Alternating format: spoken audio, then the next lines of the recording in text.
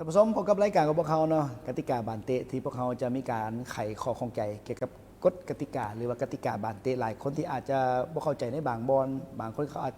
จะเข้าใจในบางส่วนที่ผิดพลาดซึ่งว่าในรายการของพวกเขาเนี่ยจะนำเสนอข้อมูลที่ชัดเจนและก็ถูกต้อง โดยเฉพาะจะมีทั้งบรรดาอาจารย์ผู้ที่ฮู้เนาะในกฎกติกาจะมาอธิบายและในมื้อนี้เทปธมิตรของพวกเขาอยู่กับทั้งอาจารย์ท้องประเสริฐพรสิริยวงศ์สบายดีอาจารย์ เจ้าสบายดี สบายดีแข็งแห้งแล้วอาจารย์เนาะ เจ้าเหมือนเดิมหลายปีไม่ได้พ่อกัน เจ้าอาจารย์แนะนำไปทั้งการตึม เจ้าสบายดีท่านผู้ชมข้าพเจ้าก็ชื่อทองประเสริฐปัจจุบันก็เรียกอยู่สตลเนี่ย เจ้า อยู่ห้องการนิติกรรมเมื่อก่อนก็อดีตก็เคยเป็นกรรมการฟีฟ่ามาก่อน เจ้า เคยเป็นฟีฟ่าแต่พูดแหละแต่ปี91รีไทายจบกับ2007หลังจากนั้นก็เป็นผู้ประเมินของฟีฟ่าอยู่3-4 ปี เจ้า ก็ได้ไปเคลื่อนไหวส่วนปัจจุบันก็แม่นว่าเวียกหนึงก็เวียกนิติกรรมระเบียบวินัยสตลเฮาแล้วก็ที่สองก็แม่นว่าสอนกรรมการ เจ้า โดยเฉพาะระดับพื้นฐานแล้วก็โดยเฉพาะระดับสูงในประเทศเฮาแล้วก็เป็นทั้งผู้ประเมินกรรมการตัดสิน เจ้าขอถามส่วนตัวนิดนึงอาจารย์ก่อนที่จะมาเป็นกรรมการตัดสินก่อนจะมาฮอดจุดนี่เนี่ยยากบ่ต้องได้ฟาฟันอีกต่างๆหลาย โอ้จะเป็นคำถามที่ดี เพราะว่าข้าพเจ้าก็ได้สอนกรรมการเนาะเพราะว่าอันที่หนึ่งนี่มันต้องเข้มแข็งพอและกล้าหาญพอเลยเนาะ เจ้า ฟีฟ่าก็บอกไว้มีอยู่4 จุดฟิตเนาะอนุญาตว่าภาษาอังกฤษมีอยู่ CF F ที่หนึ่ง ฟิต ฟิต แปลว่าร่างกายต้องฟิต ต้องแข็งแห้งเข้มแข็ง เข้มแข็ง สอง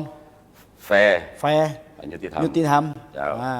ฟิตที่สาม ฟิตที่ 3ก็คือว่าบุคคลฟิตที่3 F ที่ F ที่สาม เฟิร์ม เฟิร์ม หนักแน่น นักแน่น หนักแน่นแล้วก็ฟัน อ๋อ สนุกสนาน สนุกสนานกับมัน เจ้า โอ้ คันว่าครบ4อย่างนี่ฟีฟ่าได้ องค์ประกอบหลักๆทำให้ หลัก CF นี่ก่อน CF แต่ว่ามันจะมีเพิ่มเติมอีกคือก่อนจะมาฮอต CF นี่ก็ต้องมี knowledge โอเคแล้วก็ต้องมีความรู้ด้านกติกา เจ้า หมายว่ารู้แล้วว่ากติกาแล้วต้องมี CF นี้คันบ่รู้กติกา CF นี่บ่ผ่านแต่ท่านสิมาเป็นกรรมการนี่ยากบ่ยากแท้เพราะว่าเบสิกของข้าพเจ้านี่เป็นว่า F ทะเบียนและฟิตนั่นแหละ ฟิตก่อน มันเป็นอุปสรรคที่สุดเพราะว่าเฮาบ่แม่นนักกีฬามาก่อน เจ้า แล้วก็บ่แม่นนักเตะบาสบ่แม่นหยังเบิด โอ้ บวชเอาว่าซั่นๆมักแล้วก็เฮ็ดซั่นๆว่าใช้เวลาดนเนาะผู้สิเป็นฟีฟ่านี่มันอย่างแท้ๆคือฟีฟ่ากำหนดไว้นี่8 ปีจะดีที่สุด โอ้ 8 ปี ประสบการณ์เริ่มต้นเนี่ยอาจารย์ เจ้าข้าพเจ้าเองประมาณ8 ปีเนาะ8 เข้าปีผมได้ค่อยได้เป็นติดฟีฟ่าจังซั่นว่าทุกครั้งมันฟิตแล้วเฮาว่าเฮาฟิตแล้วเฮาไปเป็นกรรมการบ่ได้มันต้องได้เทสก่อน ต้องมีแทสอีก คันแทสบ่ผ่านก็บ่ได้เป็นคือตัวอย่างว่าสิไปมีแข่งขันอยู่ต่างประเทศเขาเชิญมาเนี่ย เจ้า ไปมือจะปิดมือที่2แทสบ่ได้แทสที่ความฟิตบ่ผ่านจะบ่เว้าเรื่องอื่นอีกส่งกลับบ้านทันที โอ้ อันนี้แหละเป็นความยากท้าทาย หมายคือว่านักกีฬาเนี่ยต้องบุกบืนต้องฝึกซ้อมแล้วกรรมการนี่ต้องนักกว่านักกีฬาเว้ยอาจารย์ เขาใครสิ เดี๋ยวเด้อ จ้า แมนแท้บ่ว่านักกีฬาแลน1ชั่วโมงกรรมการต้องแลน2ชั่วโมงนี่แมนแท้บ่อาจารย์ อันนั้นจะบ่เป็นคำตอบแต่คำตอบเขาว่าสิเนาะเขาว่าแล่นเท่านึงนี่นะในเดินนี่นะ90 นาทีนี่นักกีฬาสูงสุดนี่10 หลัก 10 กิโลเมตรแต่กรรมการเนี่ย13-15พุ่นนะสัวสิตัดสินเกมหนึง เพราะ บ่ ว่า ธรรมดา เราเล่น อาจาร ผู้เดียวเด้เราเล่นผู้เดียวแล้วกรรมการกลางผู้ช่วยก็บอก แม่น ได้ แม่นแน่เนาะบาง จ้ะ บางคนคือเตะตำแหน่งเตะแบ็กสิบางจังหวะเฮาก็บ่เติมก็ได้ แต่กรรมการนี่บ่เติมบ่ได้เด้ ได้ บ่ ต้อง ทั ไป น ทุก บา บอน ลต้องไปทุกบอลในขอบเขตเดินต้องไปทุกบอล เจ้า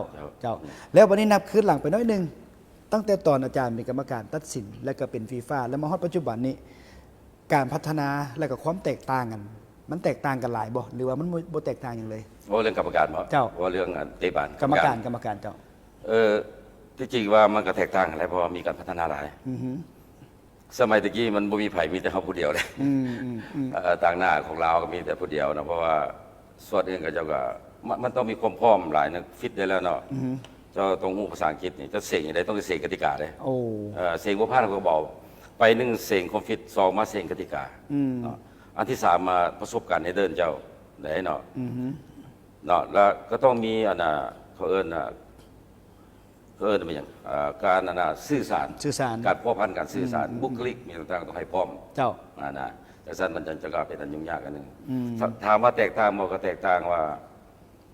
เขาก็เคยถามไอ้น้องกรรมการนะครับเป็นยังฟิตตัวนี้เป็นยังว่า พวกเจ้าคือว่าเมื่อยนะสมัยเฮานี่บูฟิตแบบนี้ สมัยเฮานี่เขาตั้งเวลาให้แล้ว คือตัวอย่างว่า12 นาทีให้ได้อยู่6 รอบครึ่ง7 รอบอย่างต่ำ ในรอบสนามเลย นะตั้งเวลาแต่ท่านมูมีเวลาพักเนาะแต่ว่าตัวไม่นี่มีเวลาพักแล่นรอบ400 เมตรนั่นพัก4 ครั้ง ผัก4 ครั้ง พัก4 ครั้งแล้วก็แล่น4 ครั้งแต่ท่านว่าเขาว่านักแต่เฮาก็บ่ได้ลองมึงแต่ก็อาจจะเป็นของเจ้าก็ได้แต่ว่าเฮาคือว่าเมื่อก่อนเฮาก็นักหลายนักหลายเพราะว่ามีเวลาหายใจเดี๋ยวต้องไปตลอดแข่งกับเวลา เจ้า แข่งกับเวลา เจ้า แล้วบัดนี้กรรมการตัดสินฟีฟ่าอยู่ในสปปลาวของพวกเราในปัจจุบันนี่เนาะว่าเรื่องการสร้างสรรค์ประสบการณ์ แล้วจนได้เฮ็ดเวียกในฟีฟ่าและก็ทำหน้าที่ตัดสินนี่อาจารย์มีความคิดอะไรเกี่ยวกับบรรดากรรมการรุ่นใหม่ที่ขึ้นมาแทนอาจารย์ในปัจจุบันนี่ เจ้าก็อันหนึงนี่ก็เคยให้ประสบการณ์กับเจ้าว่าอันหนึงนี่ก็ช่วยได้ฟีฟ่าบ่ยากบ่เป็นเรื่องง่ายเลยเนาะ เจ้า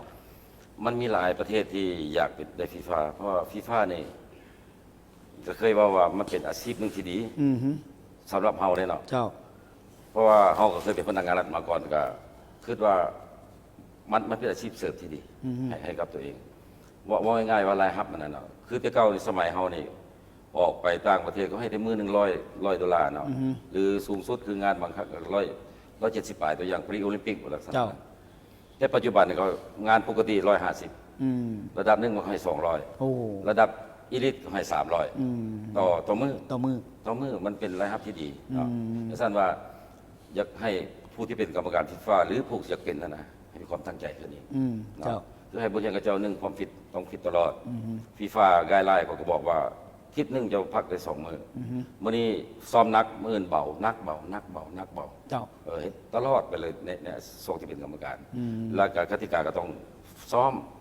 แล้วก็เรื่องเรื่องกติกาเนี่ยมันไผก็ฮู้เบิดแต่ว่าเวลาลงสนามนะตัดสินต่างกัน เป็นหยังก็ย้อนว่าวิเคราะห์ต่างกันวิเคราะห์ตีราคาความหมายนั้นๆต่างกันครับ เจ้า แล้ววันนี้มาฮอดปัจจุบันเนาะกรรมการตัดสินระดับฟีฟ่าอยู่ในสปปลาวของเราเนี่ยมีจักทานอาจารย์ ฟีฟ่านี่ผู้หญิงนี่มี2 คนปัจจุบัน ผู้หญิงมี2 คน มีสองคนผู้หนึงกันถือว่าเป็นระดับสูงในเป็นอีลิท อืม อีลิทหมายความว่าถือว่าเป็นสูงกว่าฟีฟ่าเป็นฟีฟ่าอีลิทแปลว่าฟีฟ่าอาชีพ เจ้า พวกนี้ค่าแรงงานจะสูงกว่าว่าง่ายๆสูงกว่า เจ้า กับฟีฟ่าระดับธรรมดาบริเอลิทก็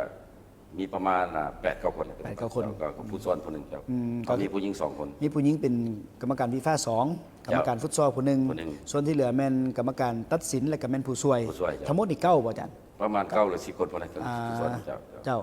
แล้วมันมีผลได้ผลเสียได้ไหนเกี่ยวกับว่าเขาสามารถสร้างบุคลากรที่เป็นกรรมการตัดสินระดับฟีฟ่าได้ อยู่ในวงการบันเตะบ้านเขา ที่จริงเขามีหลายเนาะคือตัวอย่างเขาเตะลาวลีกเวลามีการถ่ายทอดได้นี่เนาะ เจ้า ดังนั้นว่าคณะเฮ็ดได้ดีเขาก็จะเบิ่งอยู่พุ่นในทั้ง AFC AFF เขาจะก็เบิ่งกัน เพราะว่าบางครั้งมันไล่เนี่ยเนาะไล่เขาจะก็เห็นว่าโอ้ฟีฟ่าของเราให้ตัดสินแบบใดเขาจะก็เบิ่งกันดังนั้นว่ามันก็เป็นอันดีเขาจะต้องพัฒนาเนาะเป็นอันดีเขาจะต้องพัฒนาว่าเก็บเกี่ยวประสบการณ์นะสันซะเขาเป็นฟีฟ่าเลยเฮ็ดภายในประเทศก็ต้องเฮ็ดคือกับต่างประเทศส่วนหลายนี่นะฟีฟ่าเฮ็ดภายในประเทศตัวเองเจ้าบ่ค่อยได้ดี โอ้ บ่ว่าแต่ลาวเลยประเทศอื่นกัน ประเทศอื่นส่วนหลายบ่อยากเอาคนตัวเองตัดสิน เพราะว่าเอาคนตัวเองตัดสินจะมีปัญหา ได้เอาคนชาติอื่นมาตัดสิน คือเมื่อก่อนนี่คือบ้านเราก็คือทึกเซินแต่ตัดสินอยู่ต่างประเทศ เจ้า บางคนนี่ไปอยู่เป็นเดือน2 เดือน คือยกตัวอย่างไปเวียดนามเนาะ ไม่ได้มาดิบ มาดิบ นี่ลาว มาดิบ เคยไปอยู่เป็นเดือน2 เดือน อ่า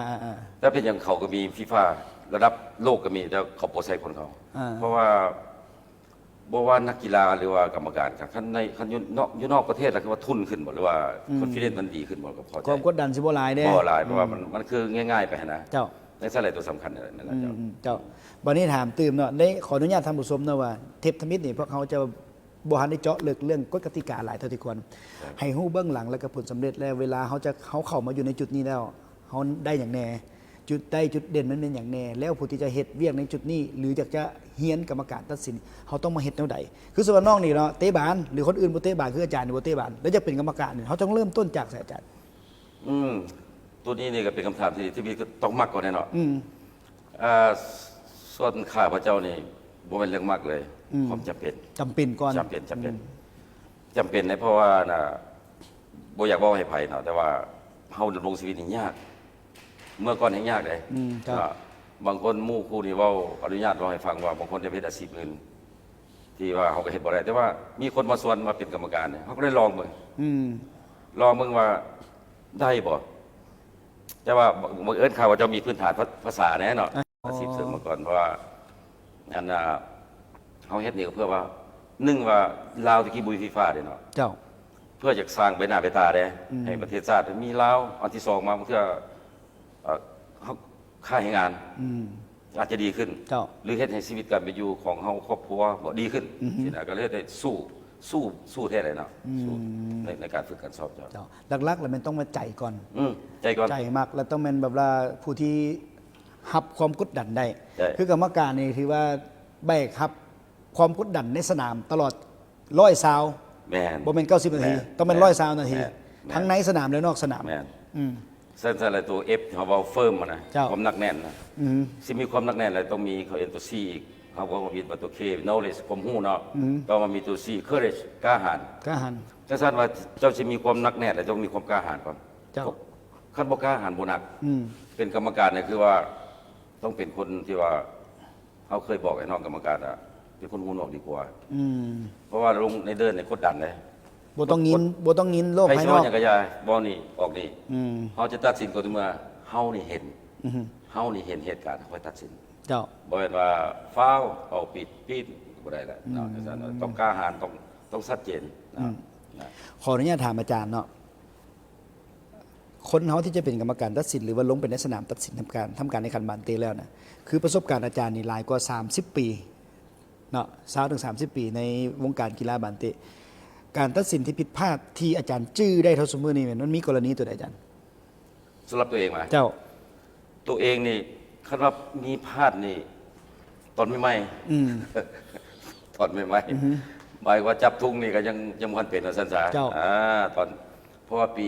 1991เนี่ยเริ่มมาได้เนาะเริ่มมาเฮ็ดเป็นกรรมการผู้ช่วยเลยเนาะ เจ้า ที่จริงที่ฟีฟ่าแม่นผู้ช่วยกรรมการตัดสินฟีฟ่าเลยนะแต่ว่าเพื่อเฮาเอาประสบการณ์เฮาอยู่ลาวภายในประเทศเฮาพยายามเป่านะเพราะว่าเฮาออกต่างประเทศเฮาเป็นผู้ช่วยเพราะเวลานั้นมันจะกลุ่มเกี่ยวกันระหว่างอันน่ะเพราะว่าเดี๋ยวนี้นี่ที่กี้เขาเอิ้นไลน์แมนเนาะ เจ้า ภาษาอังกฤษหรือว่าฝรั่งก็ว่าตุสไม่ได้ ตุ๊ดแต่ว่าเดี๋ยวนี้เขาเปลี่ยนเลยเนาะเขาเอิ้น ผู้ช่วย กรรมการ assistant referee หมายว่าผู้ช่วยกรรมการความหมายว่าผู้ช่วยกรรมการก็ต้องช่วยเบิดแสดงว่าเจ้าวีบวิทเจ้าใส่ถุงใหม่ก็ ให้ ได้ ให้ใส่ถุงเป็นประโยชน์ เป็นประโยชน์ใส่ บ่แม่น ถุ แต่ งให เฉพาะยกแต่ล่ำหน้าอย่างเดียว แม่น เห็นนอกสนามผู้นั้นโค้ชเว้าให้กรรมการผู้นี้อันนั้นดึกตุกน้ำใส่ก็ต้องช่วย ช่วยได้บ่ช่วยได้บ่ สมว่าเป็นผู้ช่วย แม่นแหละ นอกสนามก็ช่วยบ่อาจารย์ นอกสนาม นอกสนามหมายความว่าอะไรเพราะถ้ามีเหตุการณ์อยู่นอกสนามก็ได้เนาะบ่ว่าในเดินแข่งขันอยู่บนนั้นนะอัศจรรย์ผู้ชมบ่ เห็นมันบ่คักบ่แน่ ว่ามีการหยังเกิดขึ้นเราก็ต้องได้ช่วยไฟไหม้สิสมมุติว่า หรือว่ามีมอนซนบ่ เป็นวินเป็นเมียน อ่า มีปัญหากัน มีปัญหาตีกันบ่ซั่นสิเหตุการณ์ที่มันกระทบต่อการแข่งขันสิเขาก็ได้หยุดการแข่งขันก็ได้บอกกรรมการหยุดก็ได้ถ้ากรรมการบ่เห็นช่วยได้หมดทุกอ เจ้า ย่างนะ เอาง่ายว่าออกซีเนาะอีกบาทหนึงแมตช์ที่ประทับใจที่สุดที่อาจารย์เป็นกรรมการตัดสินในตอนที่อาจารย์เป็นฟีฟ่าตอนที่เป็นกรรมการตัดสินเป็นแมตช์ใดที่อาจารย์ประทับใจ ที่จริงก็ทุกแมตช์นั่นแหละ ทุกแมตช์ เข้าใจ เหรอ แต่ว่ามีแมตช์หนึงก็เคยออกข่าวในตอนหลาย20ปีหลัง จนก็ตอนนั้นไปปรีโอลิมปิกเนาะอยู่เวียดนามเนี่ยอันนี้ย้อนคืนให้ผู้ชมได้ฟังภายได้ยินเทปเจ้าก่อนก็เป็นว่าผมเก่านะ เจ้า เคยได้ออกหลายสิบปีแล้วอันน่ะตอนมื้อนั้นมื้อแข่งขันระหว่างอันน่ะจีนกับพม่าในอยู่เวียดนาม เจ้า แข่งขัน ปีโอลิมปิก ปรีโอลิมปิก ชื่อพันก็ร้อยบ่อาจารย์ โอ้บ่อยากจื้อ บ่จื้อปานใดเนาะโดนเติบ บ่อยากจื้อปานใด90ปลายแล้วมัน90ปลาย 90ปลาย จังซั่นมื้อนั้นน่ะเฮาเป็นผู้ช่วยเนาะเฮายกบ่ลำหน้าเนาะเฮาบ่ได้ยกลำหน้าบ่ลำหน้าเฮายกเฮาบ่ได้ยกลำหน้าหลังจากจบการแข่งขันแล้ว ผู้ประเมินกรรมการตัดสินเราเป็นคนเกาหลีเราก็บอกว่าอย่างเนาะ แต่ว่าอันน่ะผู้สอบการแข่งขันคนแต่วิรานย่างมาหาว่าเสิร์ชเอิ้นซื้อมันเนาะ เจ้า ผิดพลาดแล้วมันพลาดแล้ววันนี้ในทีมมอนกรรมการก็10 ปลายคนเนาะ เจ้า มีแต่คนผู้หนึงอินเดียเสิร์ชให้ดีหลาย โอ้ มาบ่อยฟังเรือนั่นว่าเขาผิดเบิดแม้แต่หมู่บ้านใกล้เคียงเขาก็มีไปนำกันเนาะ ก็ว่าผิด เขาภาษาก็ว่าโอ้พลาดเขาก็ว่าสิเนาะคันว่าเขาก็ว่าเขาแม่นเนาะเขาว่าเขาแม่น แต่ว่าถ้าเขาผิดพลาดเนี่ยมื้ออื่นขอเบิ่งวิดีโอแล้วคันพลาดเขาลาออกลาออกเลยได้บ่อยเนาะ ลาออกเลย เศร้าเลยนะ โอ้ เพราะมันระดับนั้นเฮ็ด ระดับปีโอลิมปิก ปีโอลิมปิกมันธรรมดาตื่นเช้ามาก็ถ่ายวิดีโอเลยเนาะเอาวิดีโอมาฉายขึ้นตบมือให้เบิดทุกคนเพราะมันช่วงน้อยเดียวได้ในสายตาของคนเป็นธรรมดาเนาะ เจ้า สิ เสี้ยววินาที เสี้ยววิซึ่งนะซึ่งปุ๊บเนี่ยมันล้ำหรือบ่ล้ำ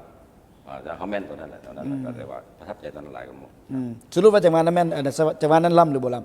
บ่ล้ ำบ่ล่ ำเพราะว่าเวลาคนทำไปเบิ่งเตะบาสนี่นะเนาะชุดบาสระยะไกลเนาะมันโยนมานี่ชั่วสิมาฮอดนี่มอกองหน้าอันไปแล้ว4-5 เมตรไปฮับบาสคือว่าล้ำบ่แม่น ต้องเบิ่งจังหวะบานออกจากตีน บาสออกจากตีนเฮานี่ตั้งฉากมึงเฮานี่ต้องตั้งฉากเขาเดิน ตาสองตาตั้งเขา จี้ใส่เลย จี้สิผู้ที่สองผู้สุดท้าย เจ้า